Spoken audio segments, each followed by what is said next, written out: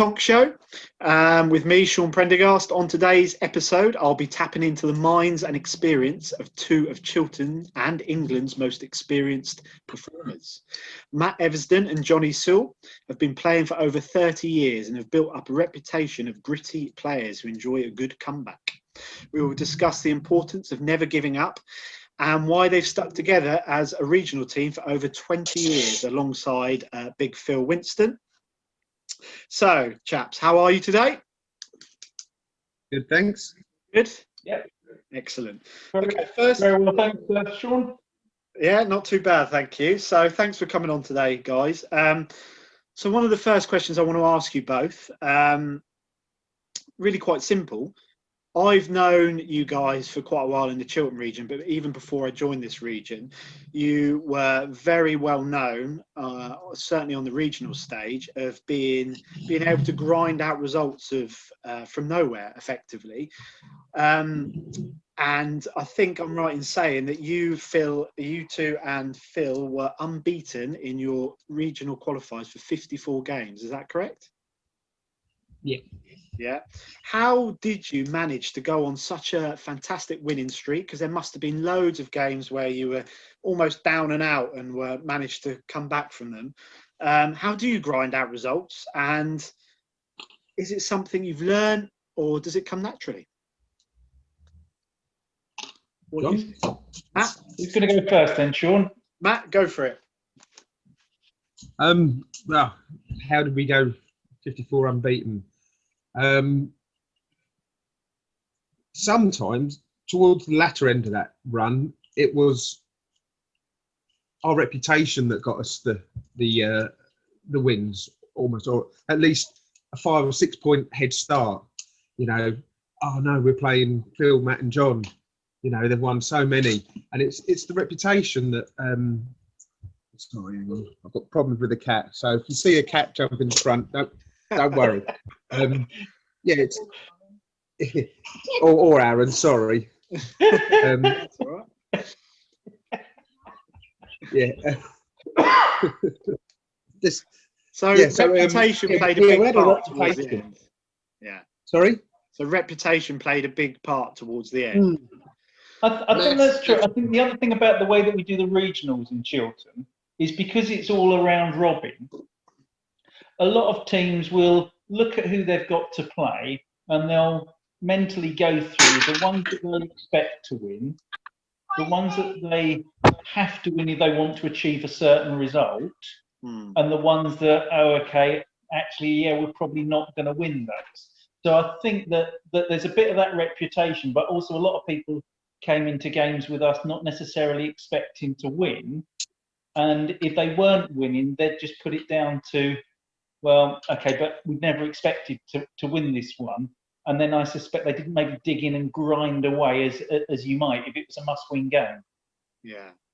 Yeah, and I think reputation does play a big part in it. I've heard it myself in qualifiers when people are basically already have already lost the game before they come up against you guys. But there is also another element to it, I think, and that is even in that run that you went on, there must have been games, particularly against good teams that perhaps don't fear that reputation as much, where you were down, almost out.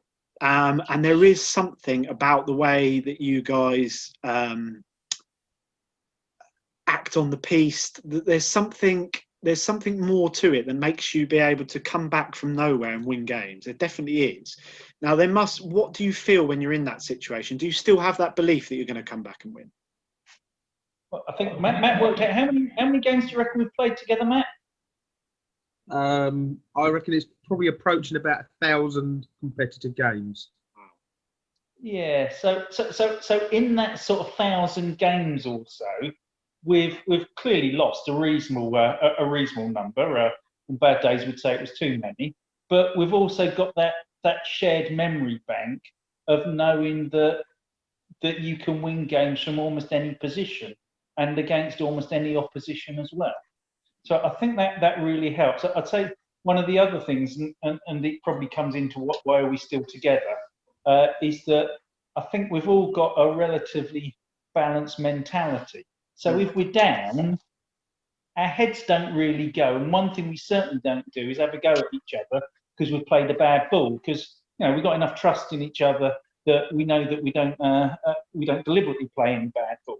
So I think that therefore we never got into a cycle of you're down, then starting to lose your heads a bit, and then it snowballs. I think we've always been confident that we can come back and supported each other, that we can do that. I suspect if Phil was on the line, he'd probably say so it's 54. In about 42 of those games, he saved our sorry backsides. I suspect Phil would save the reason.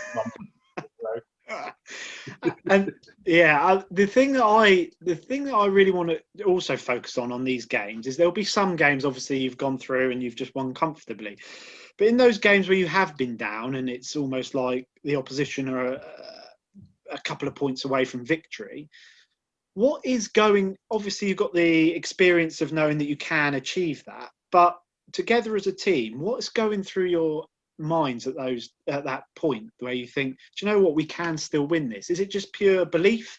Is it a mixture of the belief along with the fact that you're such an experienced team because you've been playing together so long? Is that a factor? Do teams tend to be, in your view, more likely to come back if they've got that experience of playing together so long? What are you feeling when you're down in a game? Because some players, I'm sure you'll agree, some players, when they go 9-1 down, 8-1 down, they give up. Yeah, there are some players who think, well, we can't win this now. That's game over. Whereas I don't see you two as players like that at all. So what are the factors involved there? Jonny, you mentioned here the fact that you've been so experienced teams together, but what's going through your mind when you're down and out, almost down and out in a game? Matt, you're one of the best players at coming back. What's going through your mind at that stage when you're down in a game? Well, I mean, it is the belief that I'm never going to lose. I'm always going to win. It doesn't matter who I'm playing against. I always feel I'm going to win this game. And if you're down, I mean, it's just that dogged determination. I do not want to lose. No matter. I'm a bit like it. Whatever I'm doing, if I'm playing with Aaron, whatever. I don't want to lose. And it's just getting your head round. Do not want to lose. Do not want to lose. And the belief in play. Oh, obviously, you've still got to be able to have the ability to do the shots that you want to do and this, that, and the other. But I'm never, ever go into a game thinking I'm going to lose this game, whatever. If I'm down, I'm down, I mean, we played plenty of games where we played really well and we're losing. I'm thinking, something's got to turn. It's normally, could be just one shot turns it. I mean, Sean, you remember Finland very well. Out Belgium, and we weren't playing badly, but we were 11-2 down, something like 9.5 meters. We only had a couple of ball left, and Phil shot the cosh out to save me losing that game. After that, totally different. Nothing changed. I don't think our ability or our play changed massively. We just 1 point, and it's just that, right, stick with it. We're getting 1 point each time, and they were still playing just as well, I think, but we got into their heads because we just started creeping back, and all of a sudden, we turned that game around. All right, I say all of a sudden. It wasn't an all of a sudden game. It was a long old drag back. But it's just that belief. Just one shot sometimes can change it. So, you said something really interesting there with that Finland game, because I agree with you. We got into their heads, and that raises a really interesting question. When you say we got into their heads, my feeling is sometimes you can. The opposition give you the feeling that they can feel the belief and determination themselves, and that kind of gets to them a little bit. When you say we got into their head, what do you kind of mean by that? Well, just the fact that they were way in front. We got these, we cruising, this, that, the other, and we just didn't let them get over that line, we're always sort of snapping at the heels, just, and then we just started coming back and back and back and back, and the team then starts thinking, oh, are we going to win? Are we going to win this game? Are we going to? And they now start thinking about trying to win the game and to get over the line. And once you start thinking about that, then I just think, they're thinking they've changed their mentality, and they're now thinking about us rather than thinking about the way that they're playing. So I think you've got them. I think, Matt, that shooting the cosh is always a bit of a hammer blow, isn't it? Yeah. Because if you're playing at 9.5 metres, you're on 11 or 12 points. You play 1 or 2 ball, and the opposition is now shooting the cosh. You're thinking, I've got my foot on their throat. I just need to finish it off. They hit the cosh, and you think, wow, okay, I've got to do it all again. And I think maybe what you said about you thinking about winning, I wonder if you start thinking, I don't now want to lose this game. And once somebody starts coming back, I think it does start playing on your mind that, oh, it's 11-2 up. We had this. They were having a shot for the cosh. If they'd missed the cosh, if they'd just been 2 inches short, we'd have won this game already. We'd have been in the bar or we'd be watching on the sidelines. And I think that then starts to eat away at people unless they're particularly strong or they've been in that situation many times. So you can learn from experiences in that sense. I think for sure. I think there's a few other things I'd say, Sean. We are, I think over the years, we've been quite ruthless as well. Yeah. So if we've got a team where we want them, we tend not to. We tend not to ease up. I think I've said to Matt no end of times over the years. I think the phrase is, "You never give a sucker an even break." And if you're ahead, you just plough on. You just be relentless, because whilst they're still on the pitch, they've got a chance of winning. So I think that's always been quite important to us. I think we've also been quite conscious of our energy levels, and when we're flat and when we're up. And sometimes you just can't get out of that flatness. Sometimes you just need a spark. So I think the other things I'd say is that we're pretty good, I think, at changing positions, changing something, just to try and take a bit more control rather than be quite passive about it. And then when you get the cosh, then you start playing it on your terms. So I think that's always quite important if you want to if you're losing and you need to change something. If you don't change anything, then you really don't have much reason to think you should have got a different result. So I think that's quite important. I think we're also quite good at balancing our emotions and our mood. So I think we're quite good, and I don't know how we do it, by the way. I think we're quite good at knowing when to be relatively intense, and we're also quite good at lightening the mood. So most of the time, if we're down, you don't find a mood to sort of settle on us. We can still joke, laugh, whatever.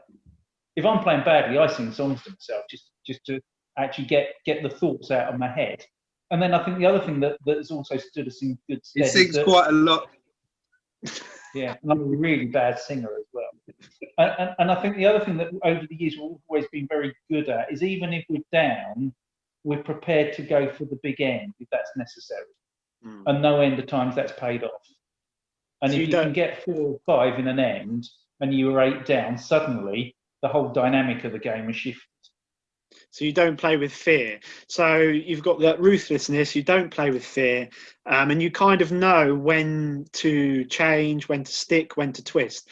And I'm wondering if a big part of that is the fact that not only are you very obviously good petanque players, but does it help that you're also good friends outside of ball, and you've already got that. You've already got that fantastic camaraderie. Do you think that has a huge impact in it? Massive impact.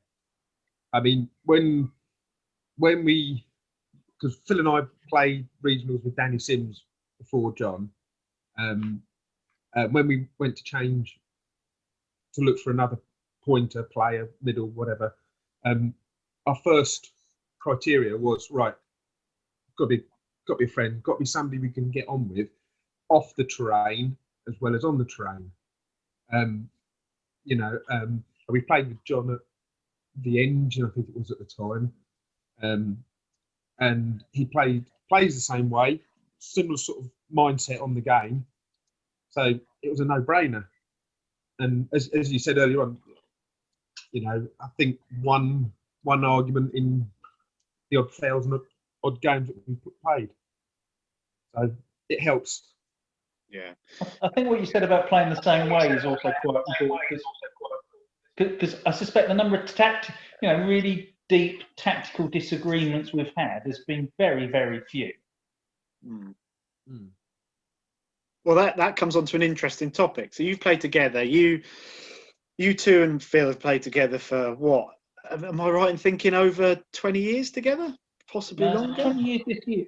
No, it's 19 years, isn't it, Matt? 19 years. 19 years regionally together. Yeah. Regionally, so coming up to 20 years. And you've been hugely successful regionally. I think it's only maybe once or twice you've not qualified in the top two. Is that right? I think that's about right, isn't it? In 19 years, if you think about it, that's quite phenomenal. And in those 19 years, have you ever had any serious disagreements? And if you have, how did you get through it? Did it have an impact on your performances? Talk about that. Has there ever been any serious disagreements between you as a team? Yeah, there was just the one. I mean, disagreements happen. They happen in teams, and that's what I'm really because you're being so successful. How do you, when in sporting environments, there's always going to be disagreements. How do you manage that, and how do you make sure that doesn't impact and have an adverse impact on your success? How do you manage that? I think there was a fairly frank exchange of views, and we sort of got it out of the way, and I don't think anything carried on more than about 24 hours afterwards. It was just one of those things. You're never always going to see eye to eye. One of you in 20 odd years is going to say something that upsets somebody else, but you have to you sort of put it behind you, don't you? Yeah. And that's so you've only had one serious disagreement, yeah, in those 20 years, effectively. Yeah. I think the only other one I remember is playing up at Luton one time when me and Matt were shocking. We had I think it was for 2 or 3 ends we were shocking, and there was just a bit more venom in Phil's. Come on, guys, it's not that difficult to point, is it? And I think that was one of those games that we really, really, really, really, really should have lost. And I think it was in that middle of that long run. But we somehow, Phil probably saved our asses a few times in that game, and then finally myself and Matt figured out what we're meant to be doing. Yeah. So yeah, those are the only two that I can remember in that 1,000 odd games. 2 in that long time is again really, really good. But obviously those are serious disagreements. But there must be points where only one was serious. The others weren't. Yeah. So there must be points where you have a disagreement on tactics, for example. Yeah. So one person thinks, "Oh, we'll probably do this. We should do this," and you say, "Oh, actually, I think we should shoot this ball," or whatever it may be. And then you have to come to a decision. How do you come to that decision, and how do you, if it doesn't work out, does it impact on your mentality towards the game, or are you able just to brush it off and say, "Well, we decided that as a team, and we'll move forward in that respect"? How does that play a part in your team ethos and mentality? Do you want to go for that, Matt? Yeah. Well, how do we make the decision? It's normally it'll be like 2 against 1, but we always talk it out, and we talk out the scenarios. We've been playing long enough now with each other that we all know. If sometimes Phil will say no, I don't, and we know Phil doesn't want the shot. So so yeah, we'll concede that and we'll play a different way. But we never. I don't think we've ever had a situation where, "Oh, I told you so." If we went for a shot and it missed, or a point, there's no "I told you so's" afterwards. We've always discussed it as a team and come up you know, sometimes I'd agree with John and we go that route, or I agree with Phil, or vice versa. You know, it's nothing. You know, but we never. Once a ball's thrown, that's it. It's forgotten. Yeah, I think you mentioned a really important point there. Effectively, what you're saying is when you come to that decision, you all accept it, the outcome. So whatever the outcome is, you've all accepted it. There'll be no like, oh, I wish we hadn't done that, or any negative connotations. It'll be right. We've done this. We've accepted that, and now we'll move forward. Would that be fair? I can honestly say I don't remember any of us turning around if a shot's gone wrong and said, "I told you we shouldn't have done that." Yeah, Matt's absolutely right. If we have a minor disagreement about what the tactic is, but we decide that's what we're doing, hopefully we've discussed what the upsides and the downsides are of the various shots. But I don't think we would ever turn around and say, "Well, that was the wrong thing to do." I don't think so. The only shot that we've tried to play regularly where we have a disagreement about tactics. It'd be interesting now to see if Matt and I could put the answer in an envelope and we give the same one. If a ball's on the cosh and we just try and disturb it, so we open the shot out. I don't know. Yeah, that's the one. Yeah. So the number of times we've said, we just Phil will say, big ball up, just nudge it. Yeah. Although to be fair, I think in the last few years we've been a little bit more successful in that shot. I think we went for about 5 or 6 years when it barely ever worked.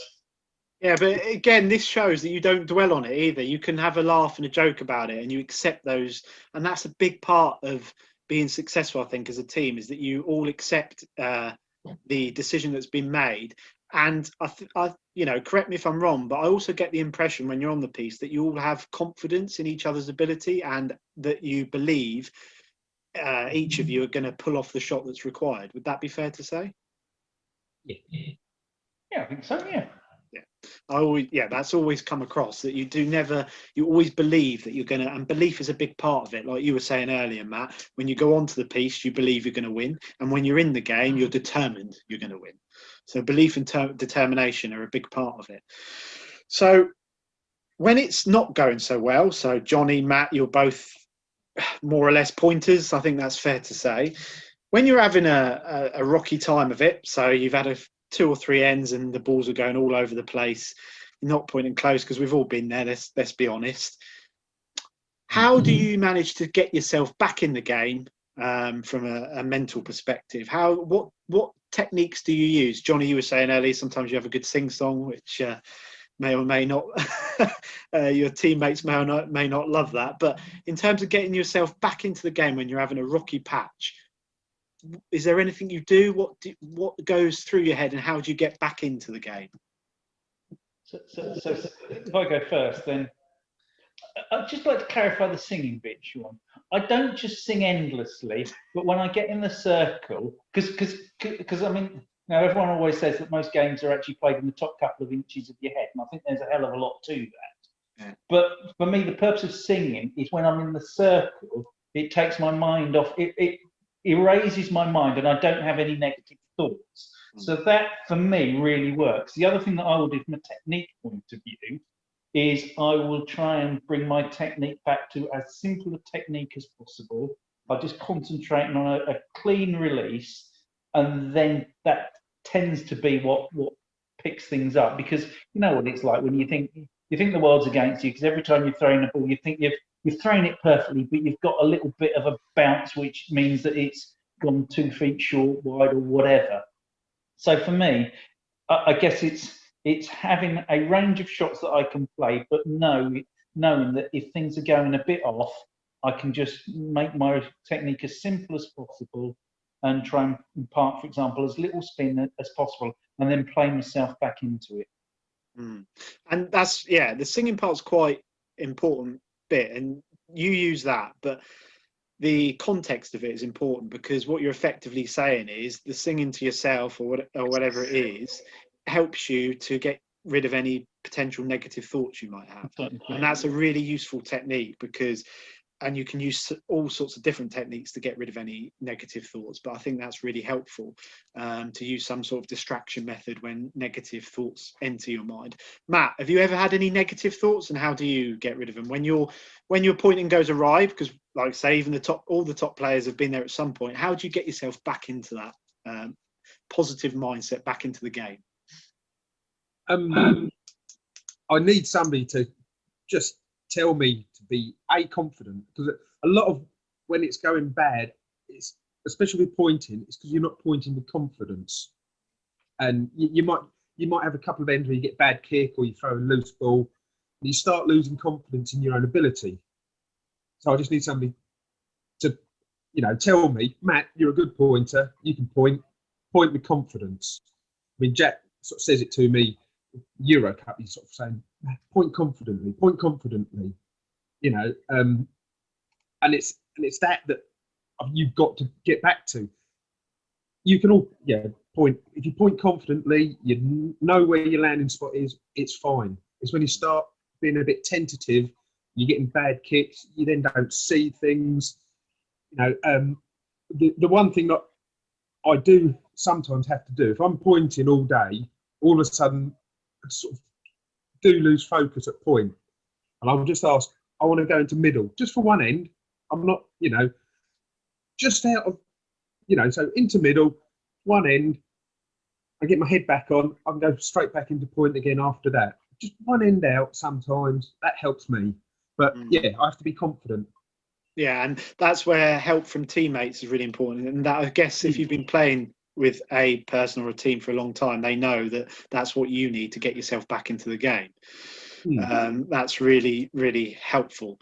Although what I would say in that sense is it must be a little bit more difficult in the singles format when you don't have perhaps that person to give you a, for want of a better phrase, a kick up the backside. It must be a little bit more. No, and that's when you look to someone sat on the sidelines, like Jonny will tell me, Matt, slow down.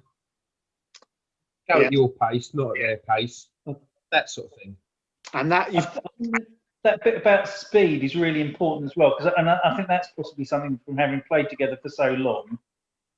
We know what speed. I think we know what speed means that we're playing well and comfortable, and we know when we're rushing. And so I think that's quite important. I think singles. One of the good things about Euro Cup in singles is you do have a number of people that you can look to.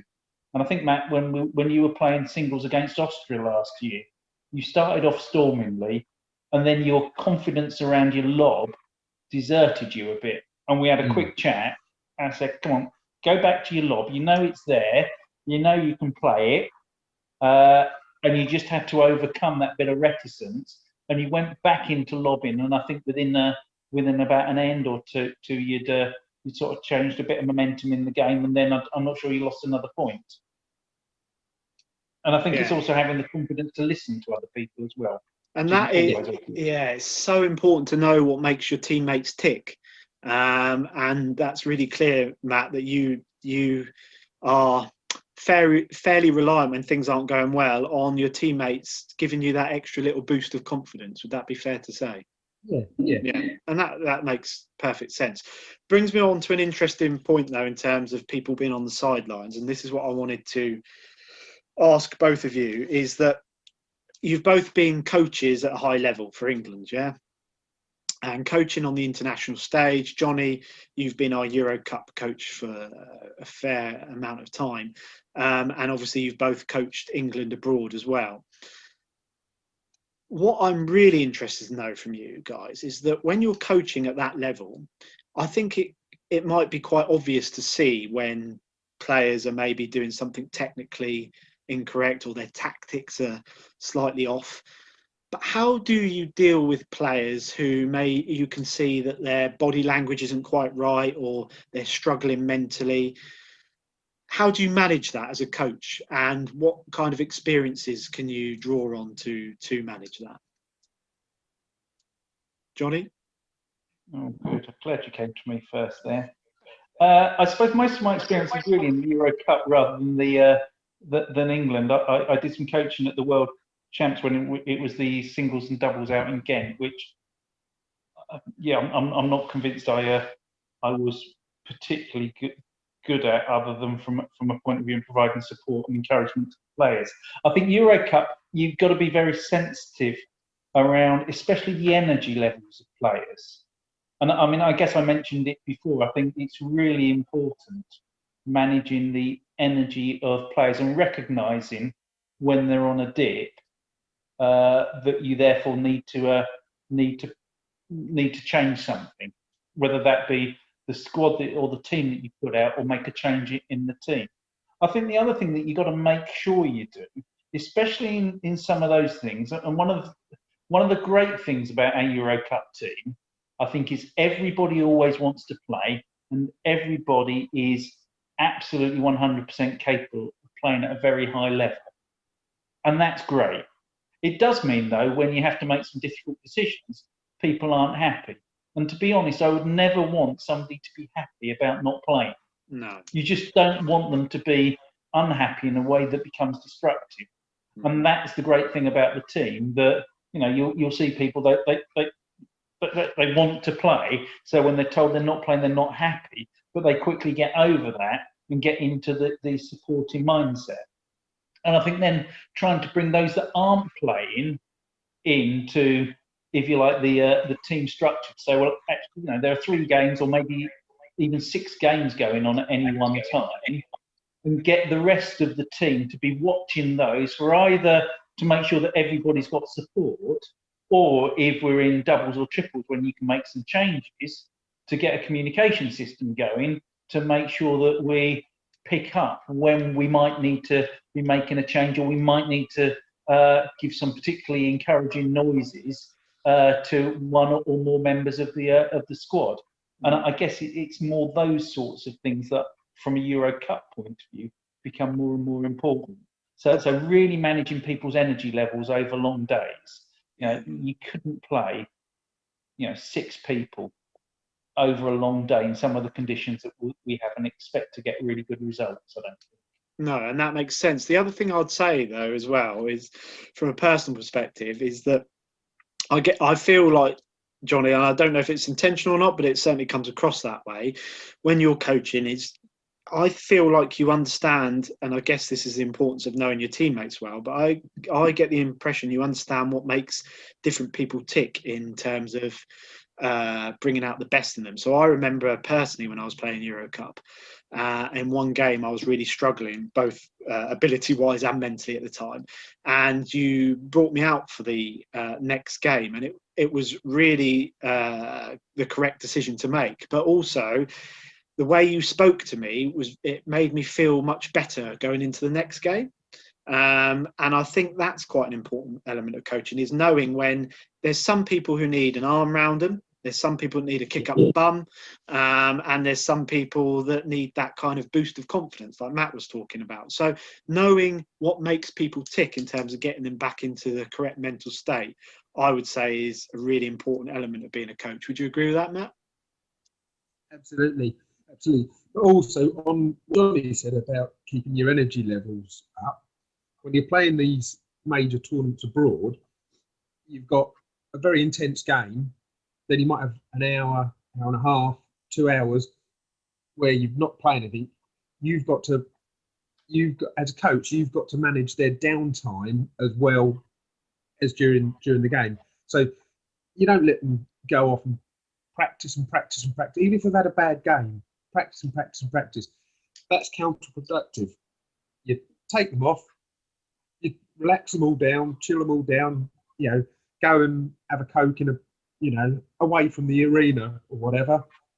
You can talk to them about it and then bring them back 20 minutes, half hour before the next game, and then sort out the team, whatever. But don't have them all hyped up, because these days are long, and you cannot concentrate mentally for the whole day. It is just an impossibility.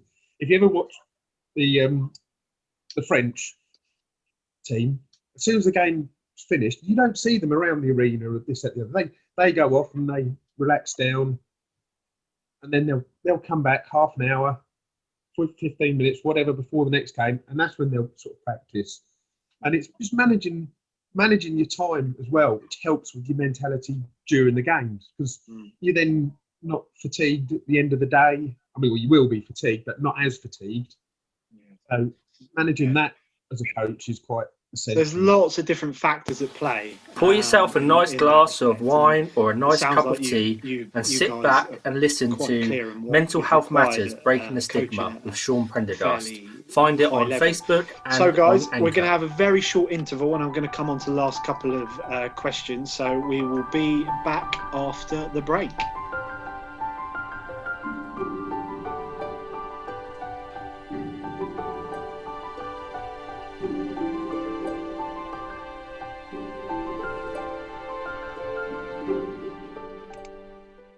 Welcome back, guys. Okay, so really, we've come almost towards the end of today's meeting in regards to what we've been talking about. And the last subject I wanted to touch on was really to ask you guys, how important do you think the mental side of the sport is? And how can we as a country improve in that aspect? What can Petanque England do to give us that extra edge? Because in my view, we are not far away from our counterparts ability-wise, so the likes of Sweden, Germany, Denmark. I don't think there's a huge amount in it whatsoever. But I think it would be fair to say that over recent years, they've probably been a little bit more successful than us, although I do feel we're catching up. And in my view, that mental aspect of things is the difference. And I've heard that there are certain nations who have a huge emphasis on mental training before big competitions. So do you think, how important do you think it is? Do you think it's something we can improve on? And what do you think Petanque England could potentially do to enhance that side of the game? Jonny? Okay, that's quite a few there. So how important is it? Well, you clearly can't overstate the importance of the mental side of any game, I don't think. I can't think of any sport where the brain isn't probably the most important part of it. What can we do to improve? Well, I guess what you've got to, I think one of the things that, and I think Sarah possibly picked up on it in hers, I think having the consistency of coaches that, going back to something you said, understanding what makes people tick and is able to intervene, to coach, to support, put their arm around or whatever, I think that's really important. I think any move to create a group of coaches and a group of players where they can understand and feed off each other, I think has to be important. I think the other part, and I guess it's been a thread that's gone through all of this discussion, is around building teams and sufficient numbers of people that are able to play with each other and be really comfortable. Because you can't go into major tournaments being a bit sketchy about who your teammates are, what makes them tick, and how do we play together. Because when the pressure's on, and it will be on as soon as the whistle blows for the first end, cracks will start to appear if you're not fully aligned as a team of five, and it has to be a team of five, I think. So I think that's really important. I think the other thing, it's just a statement of the blinding and the obvious, is you have to go out and play in those situations and put yourself in the situation. So if you can beat, I don't know, something like Belgium 1 in 10 times, you're going to have to play them quite a few times to give yourself the confidence that you can win those games. And if I can go back to Euro Cup, last year we won every single game that were our must-win games. The only games we lost last year were against Belgium and Italy. Sorry, Luxembourg. Then in the quarterfinals, and we are so close to beating Luxembourg.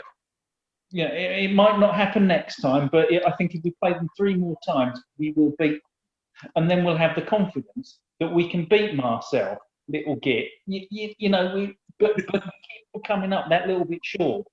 And for me, it's about playing those sorts of teams on a regular basis. So you have the confidence, the memory banks to say when things are going badly, we can still do this. We're going to do it. And you can't just dip in and out once, twice a year. That's not going to give you that confidence and that weight of experience to say that you can win those games. Against most of the others, those sort of that tier, I think we've won enough games collectively to know that you can do it. So yeah, I think those would be my my sort of my two key things: having that stability of a teams of 5 and indeed more, and secondly having that experience and getting out there more and more, whether that's actually overseas or getting those teams over here. I think you make some really, really good points there. I think what you're saying about putting yourself in that situation over and over again is how you build that memory of how to come back and win, and getting used to playing in those pressure situations. That is absolutely imperative.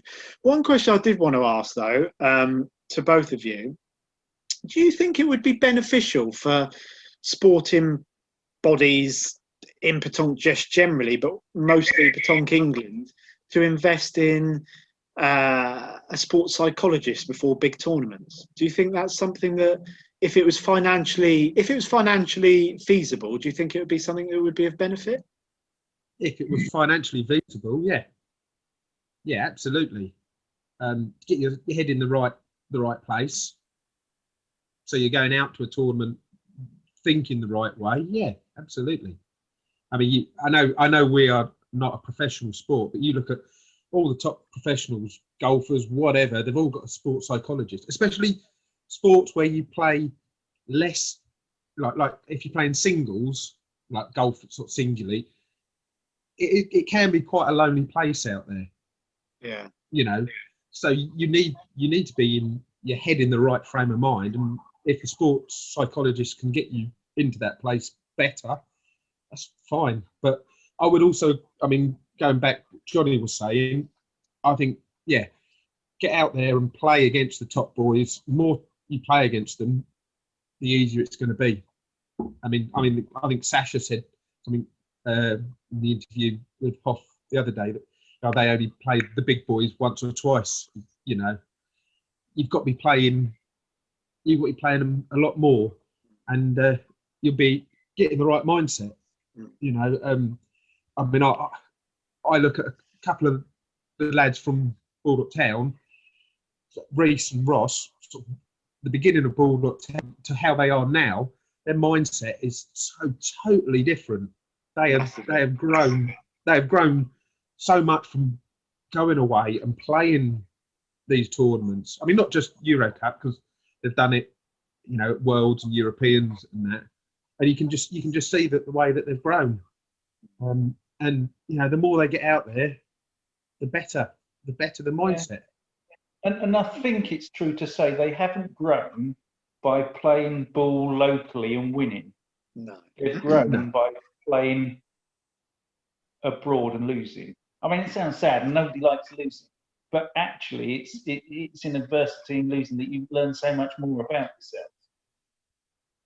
I mean, 2018, I think Ross's contribution to the team was just incredible. I thought, just almost as bloody-minded as you are, Sean, in terms of not wanting to lose, and that's just so important. I think going back to your question about sports psychologists, I think that's absolutely right. Yeah. If all those other sports invested it, well, you'd be silly not to. But I think the question is a slightly different one. I think we're always going to have a finite amount of money, and the question is, where would you invest?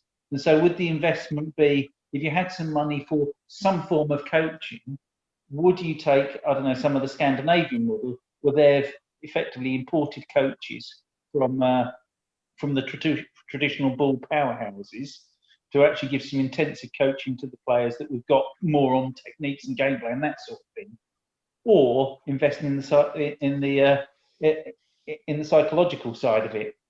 Not sure I know the answer to that. Well, in fact, I'm absolutely certain I don't know the answer to that. I don't know the answer, but I do have an opinion on it, I think, and I would teeter towards the psychology side of things. Only because, obviously, technique-wise, etc., we're never going to be as. Or I say never, but it will be a long time before we get to say the levels of France or Belgium. But certainly, we are absolutely not far off the other nations knocking on the door, so your likes of Germany, Sweden, Denmark, and I truly believe that would give us the edge. I don't believe that they've got a huge amount more players that are technically gifted than us. I just think they're more battle hardened in those types of environments mentally. So for me, I think it would be a worthwhile investment. Certainly a worthwhile investment, but probably more so than the getting a foreign coach in to teach technique. Personally, that's what my view. But I mean, I agree. But are they battle hardened because they're playing against each other more often? Because it's easier, for those nations to get together and play against each other, or in bigger tournaments on the continent. Is that the reason?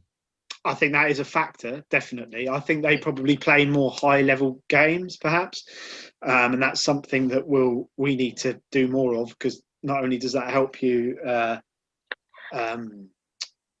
gain more experience in that respect, but it definitely does help mentally in putting yourself in high-pressure situations. So that definitely is a factor. Absolutely. So, yeah, do you remember? I think it was 2018 when we first qualified for Unbeaten. And it stuck with me when Reece was having a chat with one of the Belgian guys. And there's lots of things that Reece has done which have made us all laugh. But this one was a bit more serious. And he said to them, we've got 5 months, I think, 4.5 months before we go out to Unbeaten. What do you think we can do to improve and get there in the best shape? And he asked a few questions about, well, what's the rest of your calendar look like? So we sort of went through it. And he said, well, who are the other good teams in England? And can you play against them as a squad? Well, we might play against them once or twice between now and then, but our calendar stops pretty much in the middle of September. And then we might play once or twice down at Alzey or whatever. He said, well, presumably you're going to play indoors between September and December. And when we said, well, no, we don't have any indoor venues, he just laughed and said, well, you've got no chance, have you? And I think that certainly is going to be a real problem, or is a real problem for us, that there are so many of these countries that we're playing against. I think all the ones that you mentioned, Sean, have a significant amount of indoor venues. I suspect of those that don't have indoor venues, we are punching well above our weight. Yeah, I suspect. Yeah, I think that's a really good point, actually. That ability to be able to play all year round against the top players is really important. Yeah. Just playing regularly against top players. I think that's really important. So one of the big messages to take away from this show is that try and get out there as much as possible and pit yourself against the top players. I remember when I started playing,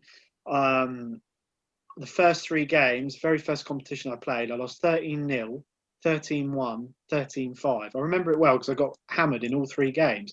But like Jonny said earlier, you learn more from losing than you ever do from winning. Absolutely. So thank you for today. Before we go, is there any final thoughts you want to leave us on before we leave today? I would just leave it on one simple thought that I think has been really important to us as a team, is always play the next ball rather than the last ball.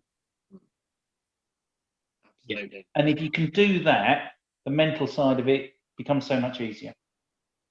Yeah, I absolutely agree with that. Matt, anything from you? No, I'm all good. Well, in that case, thank you very much, guys. I found that absolutely fascinating, and hopefully that gives everyone an insight into how you can come back in games, how you can dig in and get results, and don't give up if you are losing games, because it's first to 13, and until they get that 13th point, as far as I'm concerned, it's game on, right? Absolutely. Absolutely. So thank you very much, guys, and have a good rest of the evening.